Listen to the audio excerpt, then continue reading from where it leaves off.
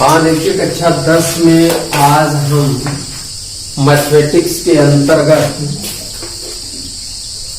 इसमें अध्ययन कर रहे थे। जैसे पहले वाले वीडियो में दो चरों वाले युगपत रैखिक समीकरण के हल के बारे में हम जानकारी प्राप्त कर रहे थे।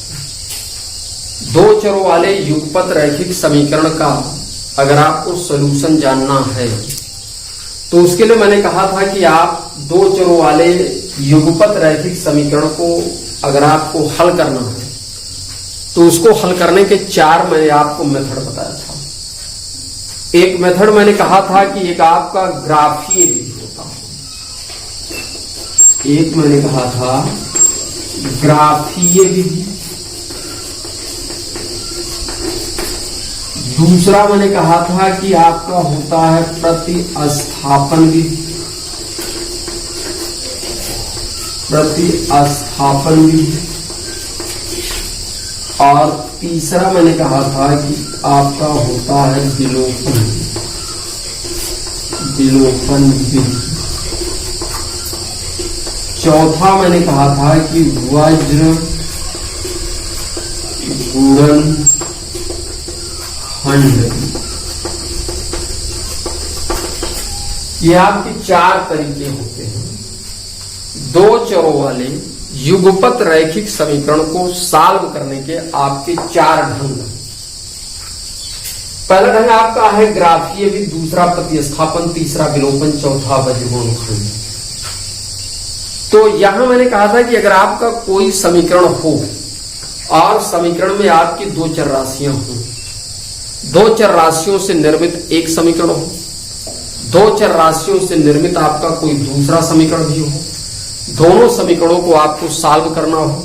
सॉल्व करने का मतलब यह है कि आप इन मेथड के द्वारा दोनों समीकरणों से चर राशियों का मान अर्थात अज्ञात राशि का मान ज्ञात करो, वही समीकरण का हल होता है।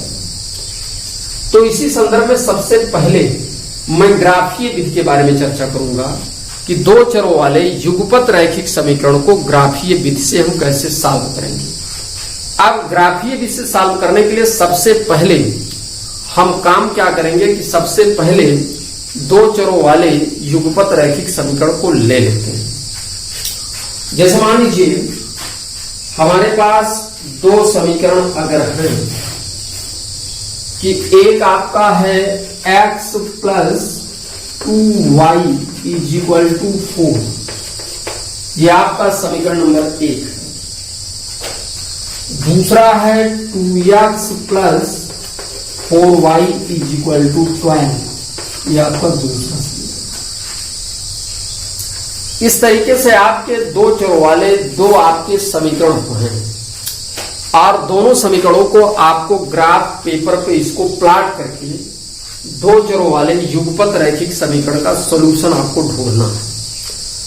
तो मैंने कहा कि सबसे पहले आप एक काम कीजिए कि पहले समीकरण से एक आप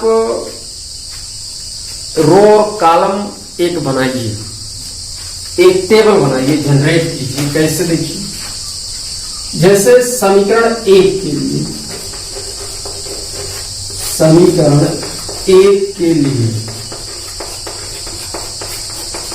यहां देखो दो चर राशियां आपकी हैं, तो आप एक चर राशि का मान सबसे पहले दूसरे चर राशि के पदों में निकालें। यानी कि आप x का मान चाहे y के पदों में और चाहे y का मान x के पदों में। जैसा कि आप जानते हैं कि चरों में आपके दो चर होते हैं, एक स्वतंत्र चर, एक आपका प्रतंत्र चर होता है।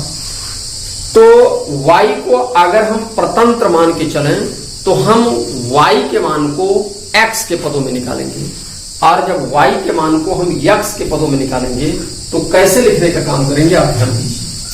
समीकरण 1 को हम लेते हैं, यानी कि x plus 2y is equal to 4। मैंने कहा कि यहां आपके दो चर हैं x और y, तो या तो आप x का मान निकालो y के पदों में, या तो आप y का मान निकालो x के पदों में। दोनों में से एक काम करना है। मैंने कहा कि y का मान x के पदों में निकाल करके ही काम कीजिए। क्यों? क्योंकि y को मैं स्वतंत्र अगर मानता हूं तो इसका मतलब y का मान निकालना तो y को आप रोक लो, 2y आपका रुक गया, बराबर लगाओ, दाएं पक्ष में जो कुछ हो उसको लिख दो। अब इसके साथ वाले जो अगले पक्ष में जाएंगे उसका चिन्ह बदल जाएगा, प्लस है तो उधर जाएगा क्या हो जाएगा -6। यहां से अब देखो 2y का मान इतना है तो केवल y बराबर क्या होगा, अब ये भाग में जाएगा तो 4 - x/2 हो गया। अब इसके लिए मुझे कॉलम बनाना है। कॉलम में कैसे बनाऊंगा आप ध्यान दीजिए। यहां मैं एक दूंगा x, एक दूंगा y। अब हम यहां 2-3 स्तंभ बना लेते हैं, जैसे 3 स्तंभ बना लिया। यहां देखो x का मान आप कुछ भी ले सकते हो, आप अपनी इच्छा अनुसार x का कोई भी मान ले लो। जैसे हम मान लीजिए x बराबर 0 ले लेते हैं, चाहे जो ले लो, मान लीजिए x बराबर हम 0 मान लेते हैं। तो x बराबर अगर 0 है तो 0 हम y का मान जो x के पदों में है, तो इस 0 के संगत आखिर y का क्या मान आता है, तो x के इस मान को हम इस संबंध में ले जाके पहले पुट कर देंगे। तो इसका मतलब या यही आप लिख लीजिए कि y बराबर क्या है, 4 - x/2। चाहे यही रहने दो, चाहे केवल x और y लिखो, चाहे y का मान यहां लिख लो x के पदों में। लिख लोगे तो ज्यादा अच्छा रहेगा, क्योंकि x बराबर अगर 0 तो 0 यहां रख करके कैलकुलेशन कर लो, तो 4 में से 0 जाएगा तो 4 बचेगा, 4 में 2 से भाग करोगे तो y का मान 2 आएगा। अब x का कोई और मान ले लो, ऐसा आप x का मान रखो कि जिससे y का एक पूर्णांक मान आवे, जिससे ग्राफ पेपर पे प्लॉट करने पर आपको आसानी मिले। ना मिले क्या, ना मिले मान लीजिए तब भी कोई दिक्कत नहीं है, ग्राफ पेपर पे थोड़ा आपको जो है दशमलव में जाएगा, भिन्न में जाएगा, तो उससे घबराने की कोई जरूरत नहीं है।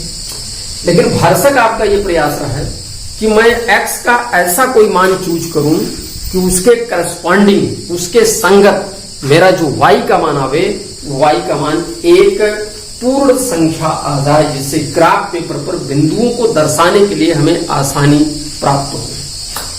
तो इसके लिए मैंने क्या किया कि x बराबर अगर मैं 2 ले लेता हूं, तो जब x के स्थान पे मैं 2 रखूंगा तो 4 में से 2 निकल जाएगा, तो यहां 2 बचेगा, 2 में 2 से भाग करेंगे तो y का मान 1 आ जाएगा।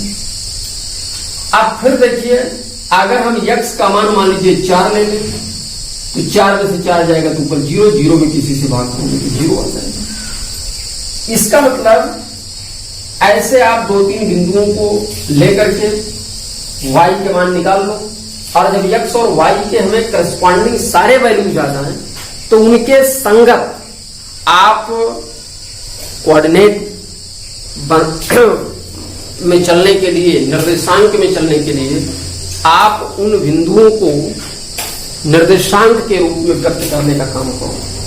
निर्देशांक के रूप में व्यक्त करने के लिए मुझे काम क्या करना पड़ेगा, देखिए, किसी पॉइंट की स्थिति किसी समतल में दर्शाने के लिए 2 बिंदुओं के जोड़े का प्रयोग करते हैं, और उस जोड़े में से एक आपकी कौन संख्या होती है, उस जोड़े में से एक हमारा होता है भुज, एक हमारा कोट। भुज सबसे पहले x को हम मानते हैं, कोट y को मानते हैं।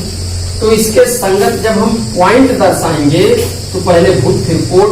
भुज x को कोऑर्डिनेट लिखा जाएगा, तो इसका मतलब 0, फिर y कोऑर्डिनेट पहला बिंदु, फिर इसके संगत मुझे दूसरा बिंदु लिखना है 2,1, फिर इसके संगत मुझे तीसरा बिंदु लिखना है 4,0। ऐसे मेरे पॉइंट आ जाएंगे। अब इसी प्रकार से मुझे समीकरण नंबर 2 के लिए काम करना है, और जब आपको समीकरण नंबर 2 के लिए काम करना हो तो इसके लिए भी हम क्या करते हैं, देखिए, सबसे पहले समीकरण 2 को लेंगे। तो समीकरण 2 से जब आपको 2 लेना है, इसका मतलब क्या लिखेंगे आप, 2x + 4y = 12। यहां भी आप एक काम करो, x का मान y के पदों में या y का मान x के पदों में, यानी किसी एक चर राशि का मान दूसरे चर राशि के पदों में लिखेंगे। अब ऐसा करने के लिए मुझे क्या काम करना है, चाहे x को मैं y के पदों में लिखूं, चाहे y को मैं x के पदों में लिखूं। चूंकि पहले समीकरण में मैंने y के मान को x के पदों में लिखा, तो यहां भी मैं सुविधा के अनुसार y के मान को x के पदों में ही लिखूंगा। इसके लिए देखिए, y के मान को निकालना चाहते हैं तो y को आप रोक लो, बराबर लगा दो, इसके साथ जो है उसको दाएं में ले जाओ तो 12 माइनस 2x हो जाएगा। अब y का मान लिखना है तो y बराबर 4 भाग में जाएगा तो 12 माइनस 2x बटे 4 की। अगर आप ऊपर नीचे कुछ कॉमन लेके सरल कर सकते हो तो सरल कर लो। ऊपर 2 कॉमन होगा, 2 से इसमें भाग करोगे तो 6 माइनस x और नीचे भी 2 कॉमन होगा और ये कैंसिल हो जाएगा तो y बराबर 6 माइनस x अपान 2 हो गया। अब इसके x और y के लिए भी हम इस तरीके से टेबल का निर्माण करते हैं। अब कैसे देखिए टेबल बनाएंगे, यही काम फिर उसमें भी करेंगे हम। देखिए जैसे एक सारणी हम इस तरीके से डेवलप करते हैं। यहां देखिए एक पड़ी रेखा खींचेंगे, यहां x लिखेंगे, यहां y। अब यहां y का क्या मान है 6 माइनस एक्स अपान 2। 2-3 कॉलम इसमें बना लेते हैं। x के मानों को हम लेते चले जाते हैं, उसके करस्पॉन्डिंग y के मान को निकालते हैं। आप स्वेच्छा से x का कोई भी मान ले लो, जैसे x बराबर मैंने 0 ले लिया। अब x अगर 0 है तो इसके संगत मुझे y का मान चाहिए, तो x के इस मान को मैं y में रखूंगा तो 6 माइनस 0 तो ऊपर 6 बचेगा, 6 में 2 से भाग करेंगे तो कितना आएगा 3। फिर x के स्थान पे यहां कोई वैल्यू आप अपने हिसाब से चूज करो और इस तरीके से चूज करो कि y का मुझे पूर्णांक मान मिले। तो x के स्थान पे अगर मैं 3 ले लेता हूं तो इसका मतलब 6 में से 3 निकल जाएगा और जब 3 जाएगा तो इसका मतलब यहाँ 3 बचेगा। 3 में 2 से भाग करोगे दशमलव में आएगा, इसका मतलब इसको भी छोड़े रहते हैं। ना आवे तब ऐसा पॉइंट वाला काम करो। फिर देखिए अगर हम x के स्थान पे जैसे 2 ले लें, 2 ले लें अगर तो 6 में से 2 जाएगा, ऊपर 4 बचेगा। 4 में 2 से भाग करोगे 2 दूनी 4 तो इसका मतलब y का मान 2 आ जाएगा। अगर x के स्थान पे मैं 4 लेता हूं, जब 4 लेता हूं तो 6 में से 4 जाएगा तो 2 से 2 में भाग करेंगे तो इसका मतलब 1 आ जाएगा। इस तरीके से ऐसे पॉइंट ले लिया मैंने।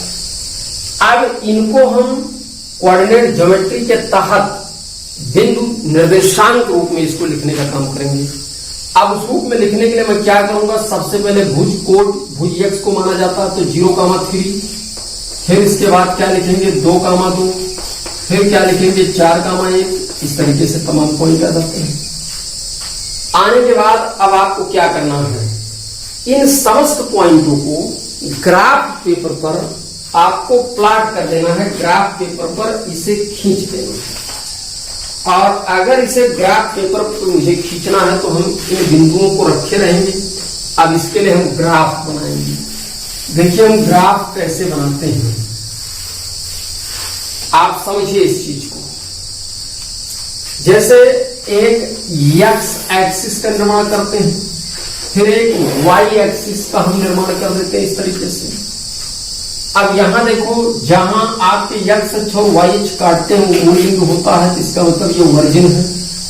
वर्जिन के दाईं तरफ भुज वाली लाइन प्लस होगी, बाईं तरफ माइनस होगा, ऊपर प्लस होगा, नीचे माइनस होगा। अब इन पॉइंटों को दर्शाना है 0,2 यानी भुज 0 कोट 2। भुज 0 का मतलब न आप दाएं जाएंगे न आप बाएं, यहीं पे बैठे रहेंगे। अब इसके संगत कोट कितना है 2 प्लस है तो कोट वाली लाइन ये पूरी आपकी है। प्लस के लिए ऊपर जाना है, 2 खाना हम जाएंगे, बराबर माप के खानों में जाएंगे, 2 खाना हम पहुंच गए यहाँ। अब इसको हम थोड़ा मोटा कर देंगे। फिर इसके बाद 2,1 भुज 2 है तो धन है, तो भुज के लिए ये लाइन प्लस की होती है तो 1 खाना 2 खाना। कोट 1 है तो 1 वाला ये खाना है। अब इसके संगत आएंगे, देखो ये यहां जाएगा, ये यहां जाएगा, जहां काटेंगे ये पॉइंट मिल जाएगा। फिर इसके बाद 4,0 भुज 4 तो 4 माने प्लस तो 1 2 3 4। कोट 0 का मतलब न आप ऊपर जाओगे न आप नीचे आओगे, तो इसका मतलब इसी लाइन पे बने रहोगे। ये पॉइंट हो गया। अब इन पॉइंटों को मिलाती हुई एक हम रेखा खींच देंगे। इस तरीके से मैंने रेखा खींच दी। फिर इसके बाद इन पॉइंटों को हम दर्शाने का काम करेंगे। 0,3 भुज 0 कोट 3। भुज 0 माने यही रहेंगे, कोट 3 माने प्लस है तो ऊपर जाएंगे तो 1 खाना 2 खाना 3 खाना, यहां पहुंच गए। फिर 2,2 तो 2 भुज है, कोट भी आपका 2 है तो इसका मतलब यहां से आप इसके समांतर चलोगे, यहां से इसके समांतर आप ऊपर जाएंगे, यहां काटेगा, इस पॉइंट को हम दर्शा देंगे। फिर 4 कामा 1 भुज 4, तो 1 2 3 4 कोट 1, तो 1 ये है, तो इसके संगत आओ आप लाइन लेकर इसको ऊपर ले जाओ, यहां काटेंगे। अब इन समस्त कटान बिंदुओं को हम मिला देंगे इस तरीके से। अब इनको मिलाने से हम देख रहे हैं कि जो हमारे ये दोनों रेखाएं प्राप्त हो गई हैं, ये पहले समीकरण को दर्शा रही है, ये दूसरे समीकरण को दर्शा रही है। तो यही आपका क्या है, इसका लेखा चित्र है। अगर आपका, मैंने कहा था कि जो आपका लेखा चित्र मिलेगा वो लेखा चित्र या तो समांतर होंगे, या तो संपात करेंगे, या तो वो किसी एक ही बिंदु पे काटेंगे।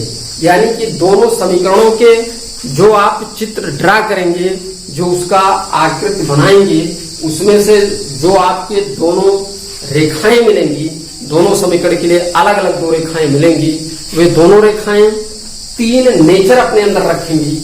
या तो वे दोनों रेखाएं एक दूसरे को किसी एक जगह पर काटती हुई दिखाई देंगी, या तो दोनों रेखाएं आपस में समांतर होंगी, या तो दोनों रेखाएं क्या होंगी, एक दूसरे पर संपात करती हुई आपको नजर आएंगी।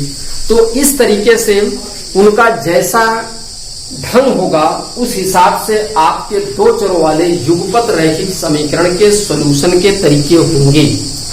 मैंने कहा था कि अगर दोनों रेखाएं परस्पर समांतर आपको मिलती रहें, समांतर माने दोनों के बीच की दूरी हर जगह से बराबर होती दिखाई दे, तब ऐसी दशा में दोनों समीकरण के जो हल होंगे वो हल क्या होंगे, उनके आपके कोई हल नहीं होंगे। यानी कि उस समीकरण निकाय का कोई सॉल्यूशन नहीं होगा, कोई सॉल्यूशन अर्थात कोई हल नहीं होगा। कब?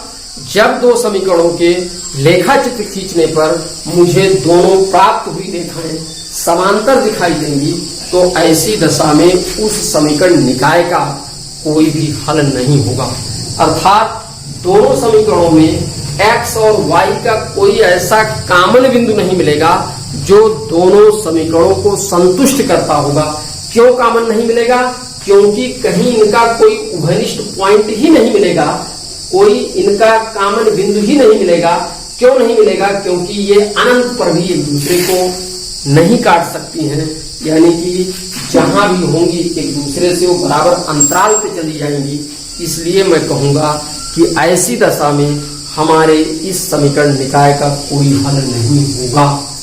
तो अगर कहीं भी इस तरीके से ऐसा मामला बनता हो, ऐसा लेखा चित्र आपको पता लगे, तो इसका मतलब हम कहेंगे कि समीकरण निकाय का कोई हल नहीं होगा। अब आगे हम इस तरीके से आप लोग एक काम कीजिए, जितने भी आपके क्वेश्चन होंगे लेखा चित्र के माध्यम से, आप उन लेखा चित्र के माध्यम से उनको आप खींचिएगा और खींच करके देखिएगा कि कैसी स्थिति बनती है। जैसी स्थिति बनेगी हल के विषय में आप वो बात कहिएगा। अगर समांतर लेखा चित्र मिलेंगे तो आप कहिएगा कोई हल नहीं होगा। अगर आपके संपाती रेखा चित्र मिलेंगे तो इसका मतलब जैसे आप पहले का लेखा चित्र खींचो तो ये लाइन मिली, दूसरे का भी लेखा चित्र खींचो तो यही लाइन मिल जाए, यानी उसी को ढकती हुई निकल जाए। तो जब दोनों लाइनें एक दूसरे को ढकती हुई जाएंगी तो मैं कहूंगा कि इसका मतलब यह है कि ये दोनों लेखा चित्र संपाती हैं। और जब संपात करेंगे तो ऐसी दशा में क्या होगा, जो पॉइंट पहली पर भी होगा वही दूसरे पर भी होगा। अगर कोई पॉइंट यहां लेंगे तो पहले और दूसरे दोनों पर होगा। यानी कि कोई भी पॉइंट जो पहली रेखा पर होगा वो दूसरी रेखा पर भी होगा। और अगर कोई पॉइंट दोनों रेखाओं पर स्थित होता है तो हल होता है।